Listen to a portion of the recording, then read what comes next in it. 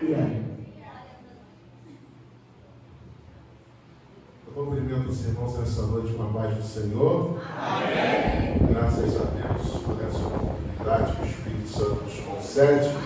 E quando estamos em pé, abra sua Bíblia por gentileza, na Epístola aos Romanos, capítulo 11. Nós vamos ler apenas o versículo de número 36, para ganharmos tempo. Enquanto você procura, eu quero agradecer ao convite de estar com os irmãos nessa noite. Para mim é uma grande honra, prazer e alegria de poder estar mais uma vez nessa casa de oração. E esse mês todo de setembro, mais esse dia 1º de outubro, a convenção que eu faço parte está em festa, 25 anos.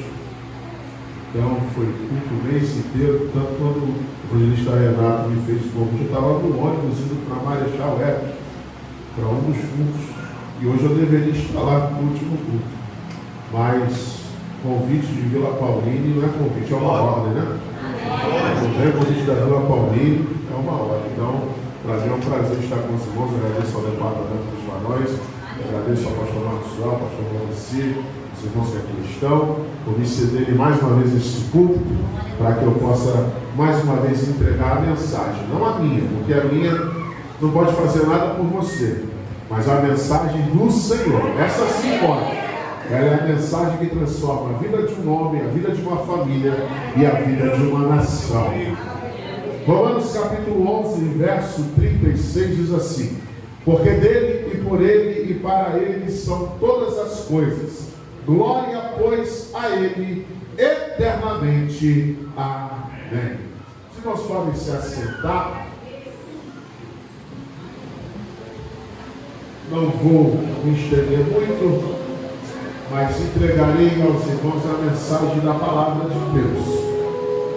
E os versículos 33 ao 36, no capítulo 11 da Epístola aos Romanos, é um hino de adoração a Deus.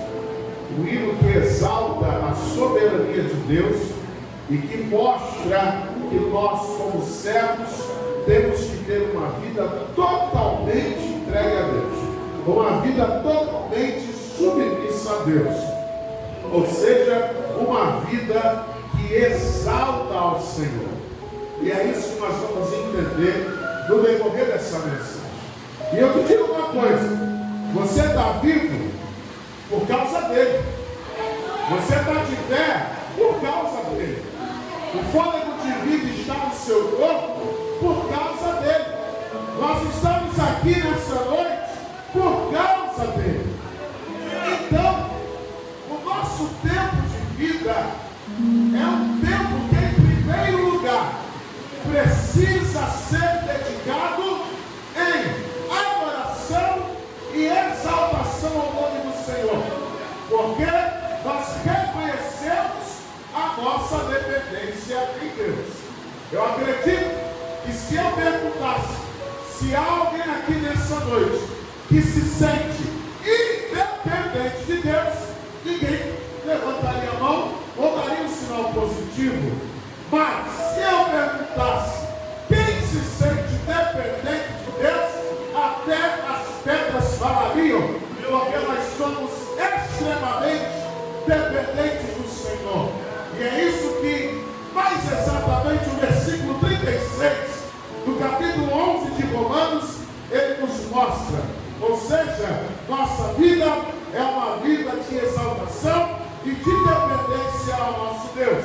Então, a nossa forma de viver, a nossa maneira de viver, o nosso jeito de viver é para demonstrar em sua totalidade o quão poderoso é o nosso Deus, o quão maravilhoso é o nosso Deus, o quão soberano é o nosso Deus. Mas, para que a nossa vida, para que a nossa maneira de viver mostre quem é esse Deus Todo-Poderoso, faz-se necessário que a nossa vida esteja totalmente alinhada com Deus. Ou seja, faz-se necessário que o nosso modo viver esteja em conformidade, esteja em acordo com a vontade de Deus. Por isso, nós vamos esmiuçar nessa noite, para ser mais exato, o versículo de número 36. E nós vamos entender exatamente isso. O versículo de número 36, ele fala aqui três coisas. Primeiro, ele fala porque dele. Segundo, ele fala por ele. E terceiro, ele fala para ele. Cada uma dessas três partes tem significado. Nós temos um significado da primeira parte, porque dele. A palavra nos dá um significado para a segunda parte, e por ele. A palavra também nos dá um significado da terceira parte, e para ele. Primeiramente, o texto fala porque dele. Essa primeira parte nos mostra que o nosso Deus, primeiro, ele é o Criador de todas as coisas. Isso é inegável. Segundo, essa primeira parte nos fala que não há ninguém, nem no céu, nem na terra, nem tampouco no inferno, que se compare ao nosso Deus. Terceiro, essa primeira parte nos mostra que nada somos sem Ele. Quem sou eu? Quem é você? Quem somos nós sem o nosso Deus? Não somos nada. Quarto lugar, essa primeira parte nos mostra que o nosso Deus, Ele é soberano. A palavra ela é clara, meus amados irmãos, nos Salmos de número 135, verso 5, que diz: porque eu conheço que o Senhor é grande e que o nosso Deus está acima de todos os deuses. Aleluia! Mas a palavra ainda fala mais, irmãos. Apocalipse, capítulo de número 3, verso de número 14. A palavra do Senhor ainda diz mais um pouco acerca desse Deus soberano. Apocalipse de número 3, verso 14 diz: e ao anjo da igreja que está em Laodiceia escreve: isto diz o Amém, a testemunha fiel e verdadeira, o princípio da criação de Deus. Então, quando a primeira parte do versículo 36 nos fala porque dele, mostra toda a onipotência desse Deus. Um Deus que é o Criador de todas as coisas. Um Deus que não há ninguém que se compara a Ele.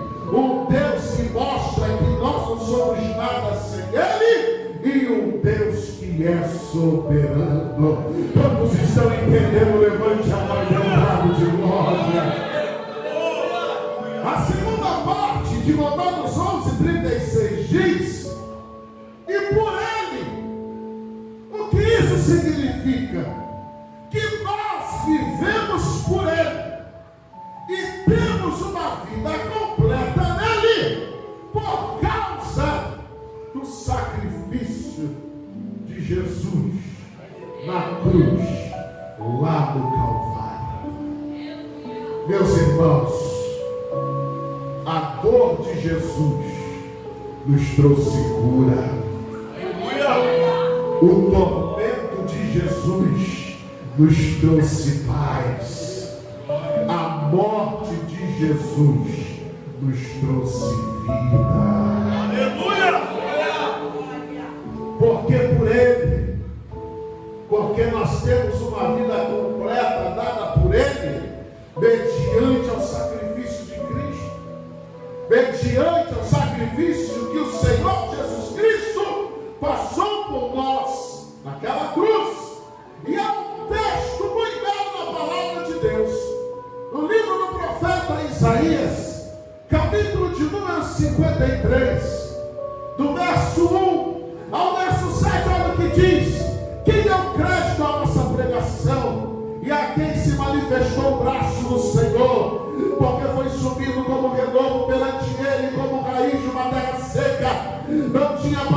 beleza nem formosura, e olhando nós para ele, nenhuma beleza víamos, porque para que o desejássemos, era desprezado, o mais indigno entre os homens, homem de dores, experimentado nos trabalhos, e como um de quem os homens escondiam o rosto, era desprezado, e não fizemos dele caso algum.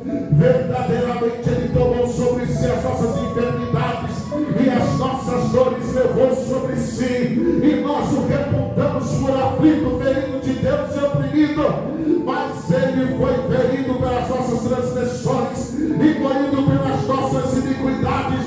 O castigo que nos traz a paz estava sobre ele, e pelas suas pisaduras fomos sarados.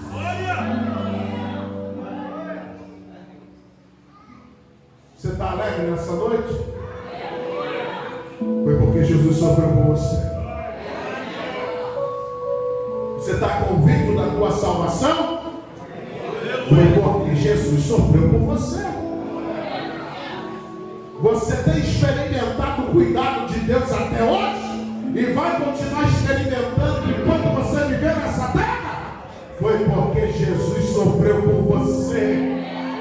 A nossa vida é dedicada a Deus, porque o Senhor Jesus abriu mão da sua majestade, abriu mão da sua glória, abriu mão do seu lugar de autoridade. Ele veio a esta terra, ele sofreu, ele padeceu, ele levou as dores que não eram dele, eram nossas, ele levou um sofrimento que não era dele, era nosso, ele levou um peso que não era dele, era nosso, ele levou tudo aquilo para aquela cruz. Ele ainda salvou um dos malfeitores que havia se arrependido do seu erro, e quando ele disse: está consumado, o velho tempo se rasgou, o terremoto aconteceu, os mortos ressuscitaram. Mas por que isso tudo aconteceu? Porque quando Jesus falou: está consumado, Jesus não estava dando um brado de derrota, Jesus estava dando a declaração de vitória. Quando Jesus ele falou: está consumado, ele quis dizer: missão cumprida, eu venci, e a minha igreja também vai vencer.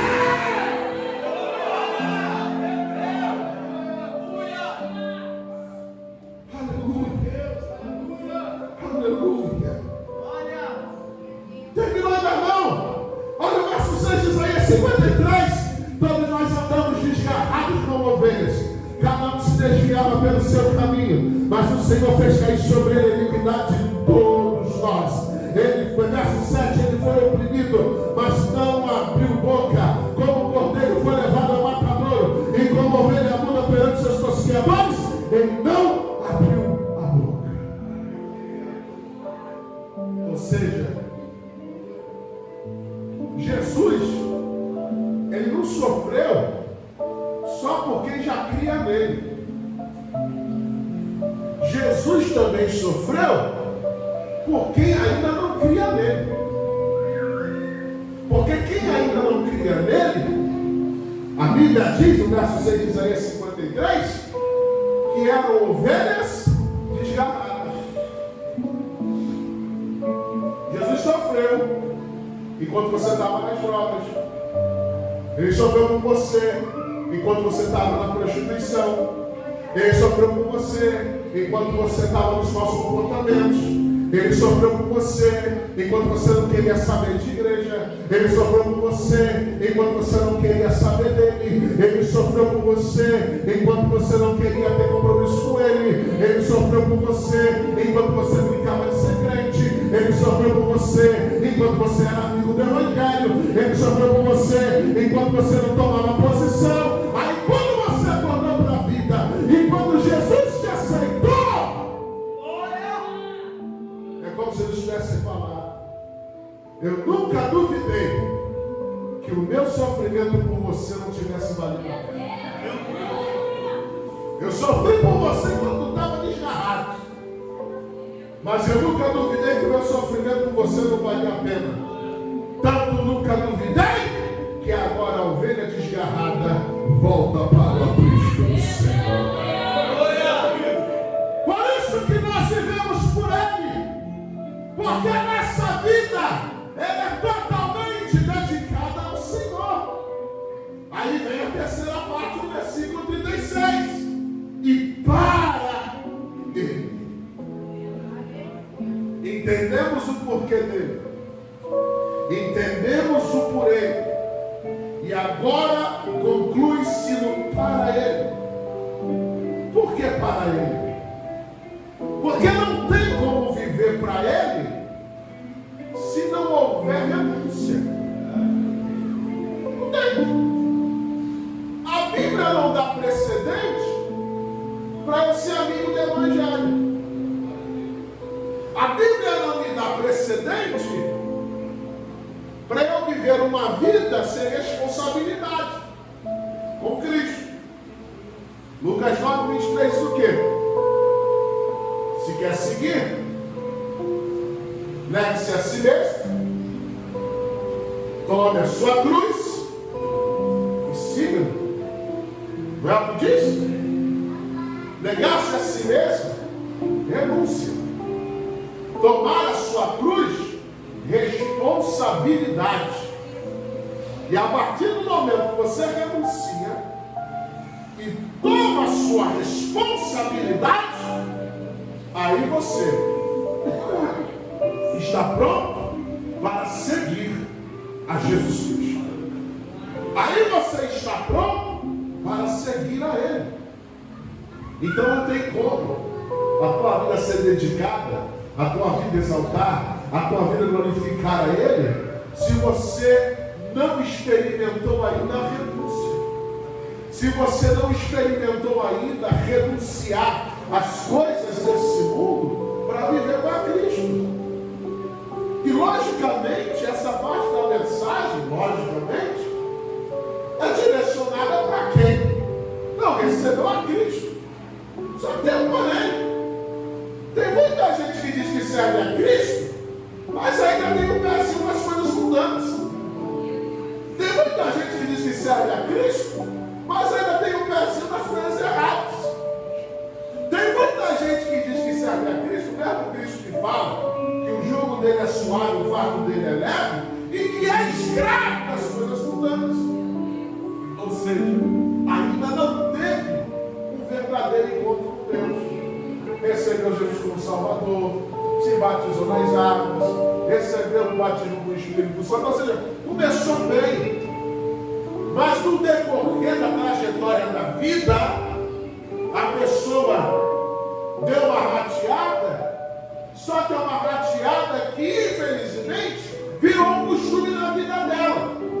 Virou um costume na vida da pessoa. E a pessoa não consegue mais se firmar. Não consegue mais voltar a ser o que era.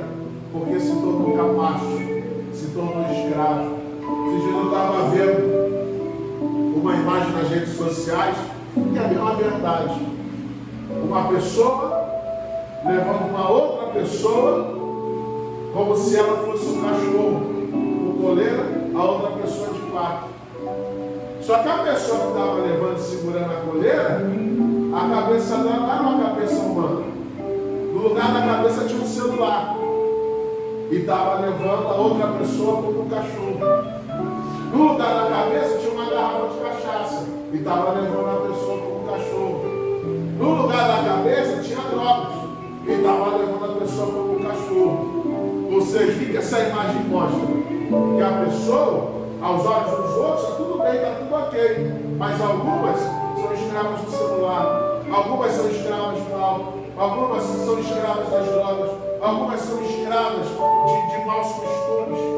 Daí alguns até podem se questionar. Ora, existem pessoas com o tempo do Evangelho que ainda são escravas de bebidas? Claro que existe. Existem pessoas com o tempo de Evangelho que ainda são escravas das drogas? Claro que existe. Ainda hoje, quando eu estava vindo para cá, orando por um pastor que foi pego no flagrante, tomando bebida e usando drogas. Aí quando o pastor presidente foi chamado para conversar, ele falou: pastor, há 5 anos eu já uso drogas, há 5 anos eu já tomo bebida alcoólica.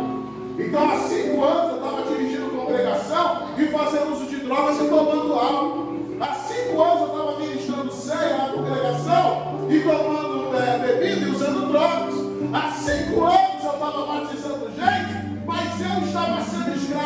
bebidas e estava sendo escravo das drogas. Então, o que eu estou falando aqui não é uma questão simples a renunciar. O renunciar não é simples.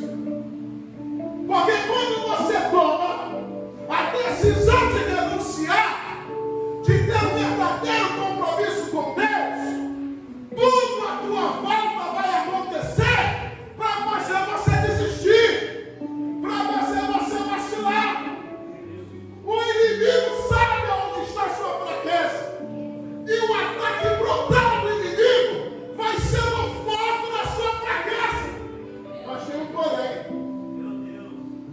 O meu Senhor ele é conhecido como rocha inabalável. O meu Senhor ele é conhecido como Redentor. O meu Senhor é conhecido como Deus forte. A palavra diz que o braço dele é poderoso. Então, quando eu tomo a decisão de verdadeiramente renunciar, eu digo para ele: Senhor, de mim mesmo eu não tenho força, Senhor. De mim mesmo eu não tenho como prosseguir. De mim mesmo eu não tenho como fazer. Mas eu quero mudar. Eu quero me posicionar. Eu quero parar de fazer o que eu estou fazendo até agora. Eu quero parar. Eu vou ingressar com o meu pastor. Eu vou passar pela disciplina. Eu passo pelo que para ser corrigido, para ser exortado. Só que de mim mesmo eu não tenho força. Olha o que Jesus faz. Filho, faz a tua parte, o resto é comigo agora. Faz a tua parte, agora o resto é comigo. E o que Jesus faz? Ele vai se levantar. Vai vir com toda a força. Só tem um porém. Quando ele se levantar, Jesus vai bradar e vai dizer: ei, antes de tocar nele, tem que passar por mim. Antes de chegar até ele, vai ter que passar por mim. A Bíblia diz que o inimigo está ao nosso derredor, bramando como um leão, procurando quem possa tragar. Por que ele brama como um leão? Porque ele é um leão falso, pastor. Ele é um leão falso. Por isso, quando ele vai bramar, ele vai imitar o leão. Mas não se preocupe. Porque para o leão falso fazer alguma coisa, ele tem que passar por cima do verdadeiro leão. Do leão da tribo de Judá. Então, quando o leão falso se levanta ao teu derredor, se preocupa não. O leão da tribo de Judá está rodeando você. Aleluia. Ele está rodeando você. E ele está deixando claro: olha, se entrar na minha área, eu pego. Se entrar na minha área, o meu dente vai no teu pescoço. Se entrar na minha área, a minha pata vai no teu focinho. Se entrar na minha área, eu vou para cima de você. Porque o meu filho, a minha filha, ninguém toca.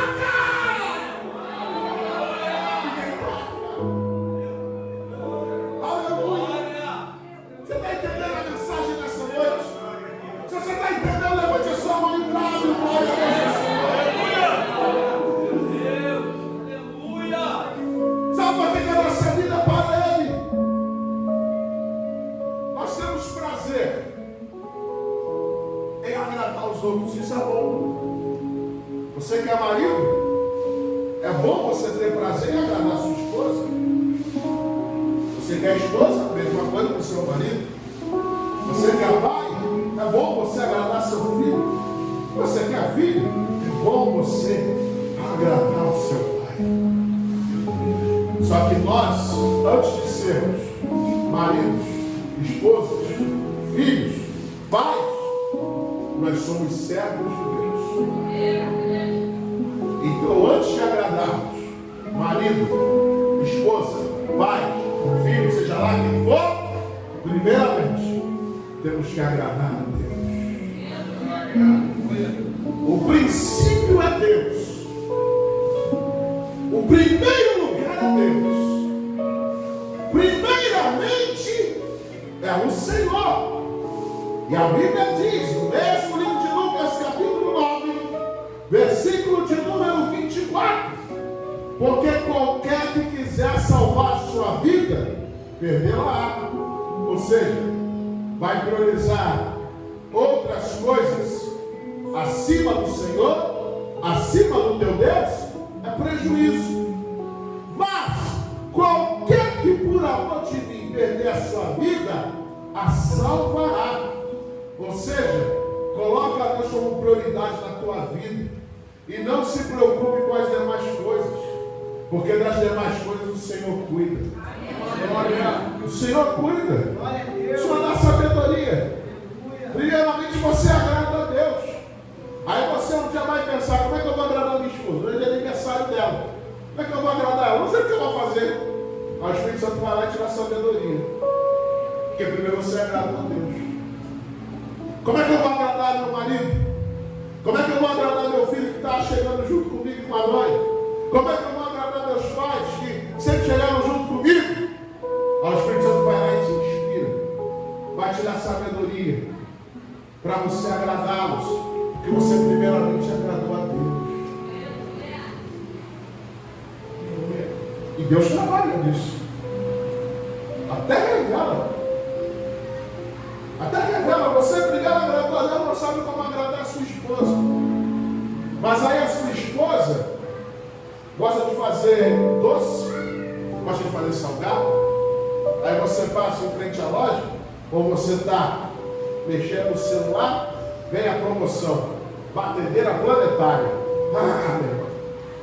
Aí você olha aquela batedeira planetária, a melhor que tem, está na promoção. Aí você lembra: minha mulher está sofrendo com a batedeira lá de casa. Minha mulher está reclamando da batedeira lá de casa. Minha mulher só falta pegar aquela batedeira e jogar na parede. Aí você vai, compra a batedeira planetária. Aí você chega. Aí a tua mulher já fala: ah, foi Jesus que falou com você. Foi Jesus que te revelou. Porque realmente eu já estava quase jogando isso aqui no lixo. E agora eu vou jogar no lixo, porque Jesus que usou para me dar uma batedeira nova. E foi realmente Jesus que usou. Por quê? Você primeiramente agradou a Ele. Você priorizou a Ele. Você expôs a agradar o seu marido, não sabe como. Não sabe como. Mas aí você olha o carro dele. O carro está sujo por fora, está sujo por dentro. Ele deu uma saída. A chave do carro está em casa. Ah, irmão, mas você não vai lavar o carro. Você vai pagar para alguém lavar o carro. Porque você está com dinheiro. Olha Jesus te revelando aí, ó. Não, eu vou levar o carro, vou mandar dar uma geral no carro, vou deixar o carro do meu marido cheiroso, para quando ele chegar, tá do jeito que ele gosta. Aí o marido chega, pensa que até é outro carro. O que aconteceu? Ah, mas ele não estava com o trocadinho guardado, mas ele dá uma geral no seu carro. Meu amor, foi Jesus que te revelou. Porque eu já estava incomodado com esse carro, você não dá com tempo para lavar ele. Mas por quê? Realmente foi Jesus que revelou. Porque você primeiramente agradou a Jesus.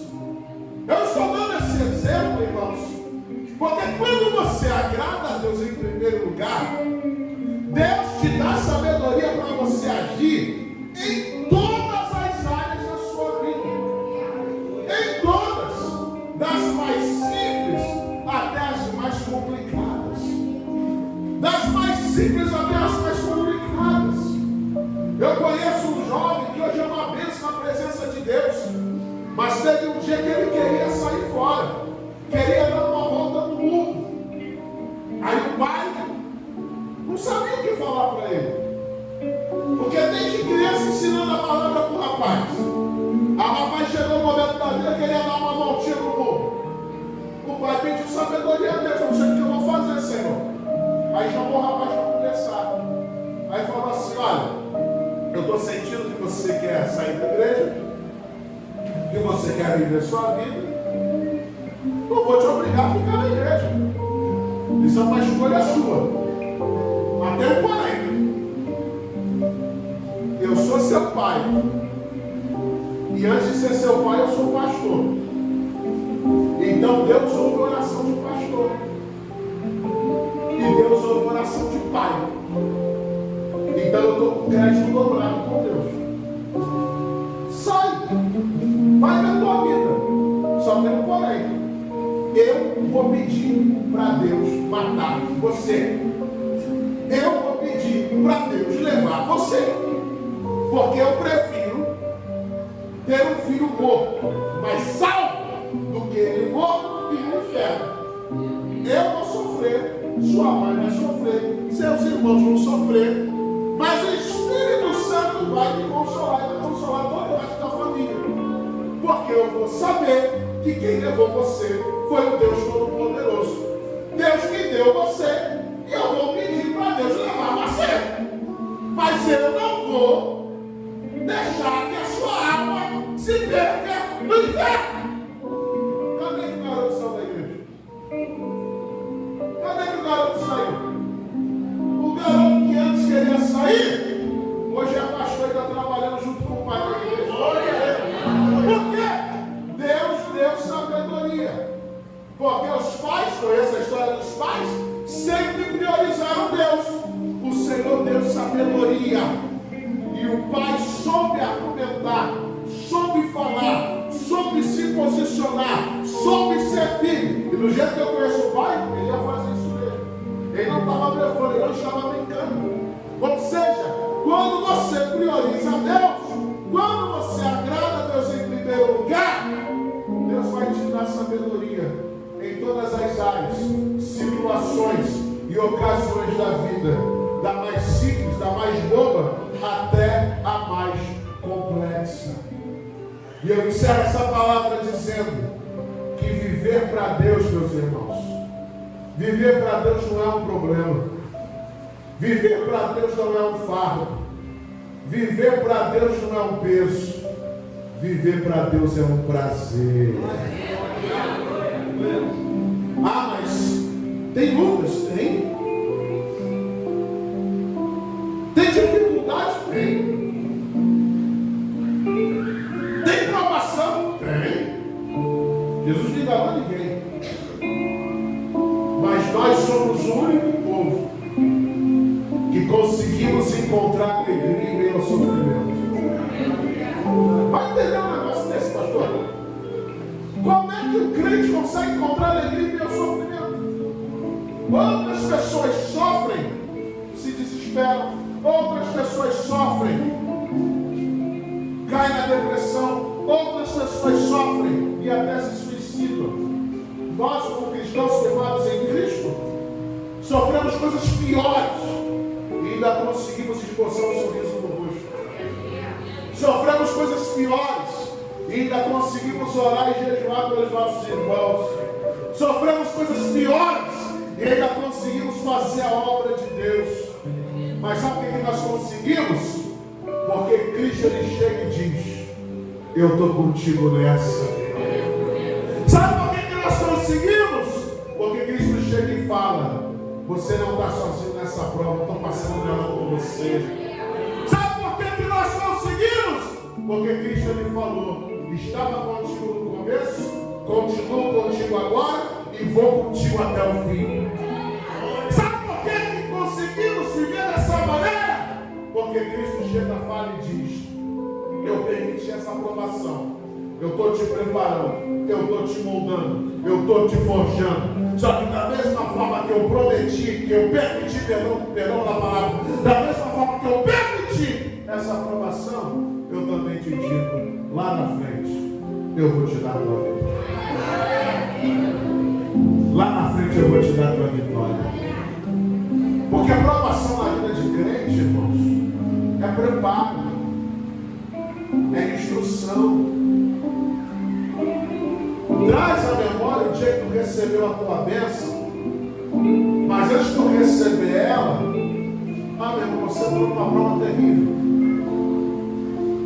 Talvez você lembrar até vontade de chorar, né? Mas não foi necessário. Hoje você não entende que você precisou passar por aquilo.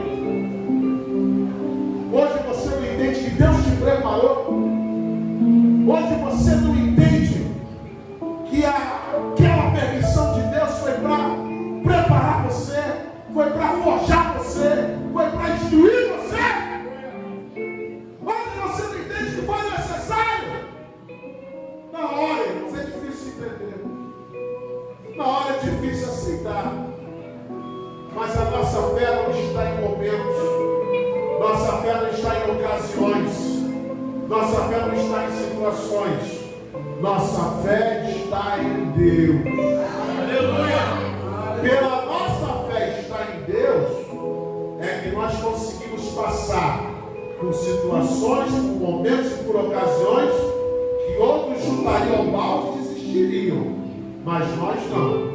Nós passamos e ainda passamos dando glória a Deus. Por isso que o pessoal chama ele de doido. Deixa a gente de maluco. O filho está no CTI, entre a vida e a morte. Mas o pai e a mãe estão com um sorriso no rosto. Está passando dia e noite no hospital, mas está feliz com Jesus. Mas por quê? Porque está desprezando o filho? Quer que o filho morra? Não, porque o filho está nas mãos de Cristo. Se sair dessa, glória a Deus. Se não sair, está nos braços do Pai. Glória a Deus também. Glória a Deus. Se acontecer como eu quero que aconteça, glória a Deus. Se não acontecer como eu quero que aconteça, glória a Deus também.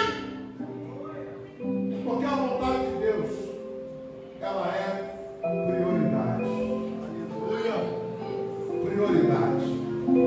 Então a nossa vida com Cristo, ela precisa estar inserida no que a palavra de Deus diz em Romanos 11:36.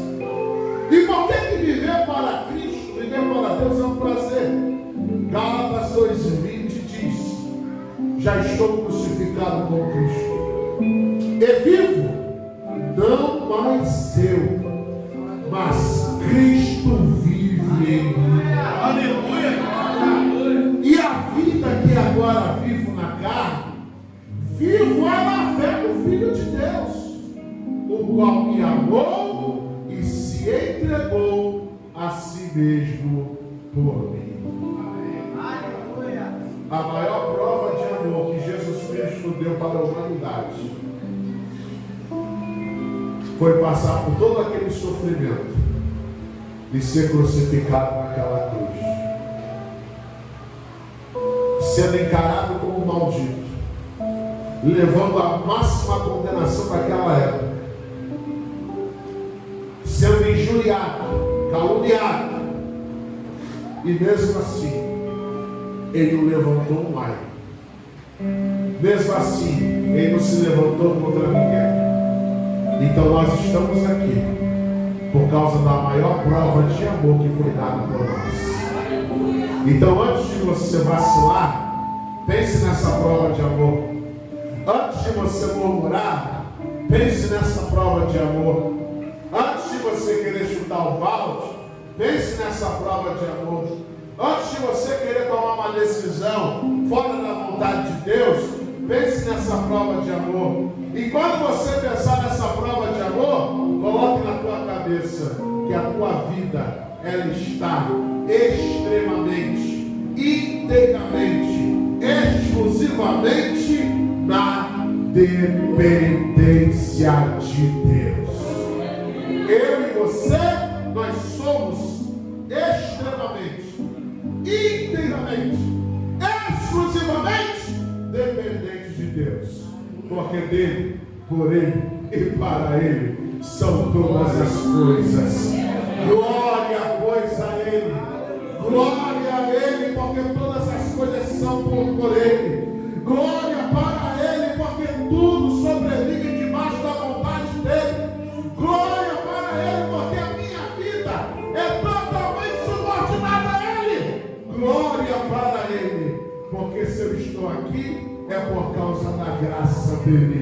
Glória para ele, porque se estamos aqui é por causa da misericórdia dele. Se você recebe essa palavra, levante a sua mão, exalte, glorifique e agradeça ao Deus Todo-Poderoso, porque a palavra foi entregue, não a minha palavra, mas a palavra de Deus para mim e para a sua vida.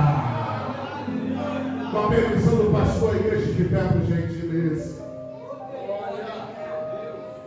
A palavra de Deus confronta. A palavra de Deus confronta.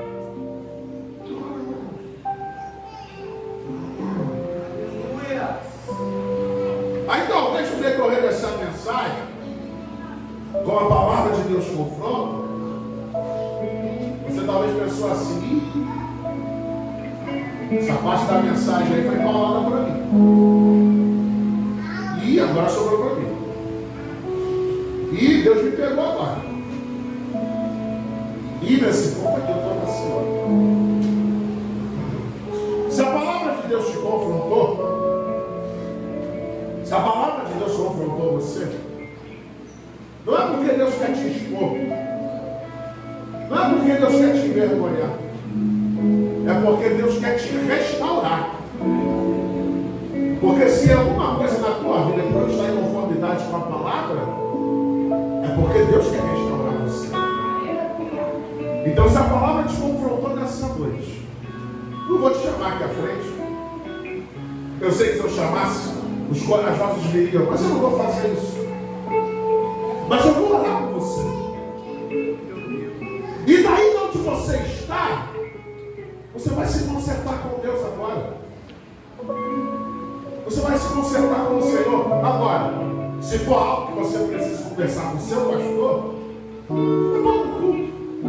Chega com o seu pastor, a palavra me confrontou, estou precisando trocar uma ideia com o senhor. Ok, faça isso. Não encubra nada. Mas se for algo que dá para você se resolver, você e Deus, deixa para depois não. Não faça disso um costume na tua vida não. Porque a frieza espiritual quando pega, pega de jeito.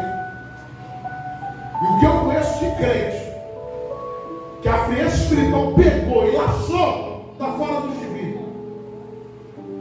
Crentes que eram, para você entender, eram fogo puro no passado. Irmãos de oração, de Jesus, palavra. Irmãos que Deus usava nos mais profundos mistérios. Mas a frieza pegou eles.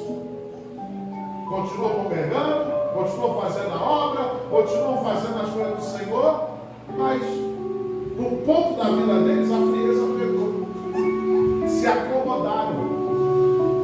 Então, se você está acomodado pela frieza, renuncie a ela hoje em nome de Jesus. Olha. Ainda que você não tenha força, que realmente ela suga a sua força. Mas se você falar, Jesus, eu não quero mais ela, eu não tenho força. Foi o que eu disse no momento anterior da mensagem, Deus vai falar agora comigo. Mas o primeiro passo é seu. É seu.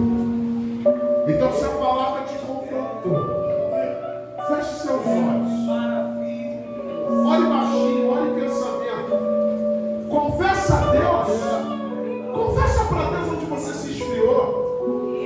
Confessa para Deus onde você tem vacilado. Confessa para Deus aonde você tropeçou. E fala, Jesus, eu não quero mais isso na minha vida. Eu não quero mais isso para mim. E pode ter certeza que a partir de hoje Jesus vai restaurar você. Ó Deus, eis aí com a igreja, Senhor. Pai, teu filho que reconhece que em alguma área da vida dele ele se esfriou. Tua filha que reconhece que em algum ponto da vida se esfriou. E a palavra, Senhor, confrontou ele, confrontou ela. E agora, Jesus, eles estão reconhecendo isso. E eu sei que os teus ouvidos estão atentos a cada oração que ao Senhor está sendo feita. Então, neste momento, Jesus, eu te peço que cada um deles receba um abraço no teu Espírito. Receba um abraço no teu Espírito. Abraço de poder. Abraço de renovo. Abraço de restauração. Oh, Pai, este abraço de fogo que queima toda essa acomodação, que expurga toda essa frieza espiritual, meu Deus. Eu creio, Pai, que a partir de hoje, deste momento, a vida dele e dela não será mais a mesma, porque eles receberão a restauração. A restauração.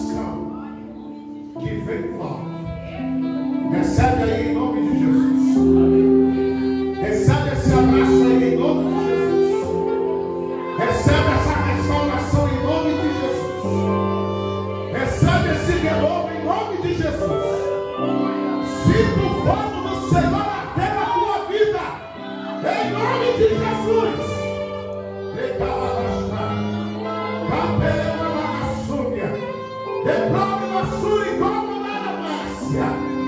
Receba de Deus esta hora, porque essa frieza cai por terra, essa acomodação cai por terra, e o nome do Senhor está sendo glorificado, o nome do Senhor está sendo exaltado, o nome do Senhor está sendo engrandecido. Só quem está sentindo de glória, só quem foi restaurado de glória, só quem tem certeza que vai para o céu de glória, só quem aguarda a volta de Jesus de glória.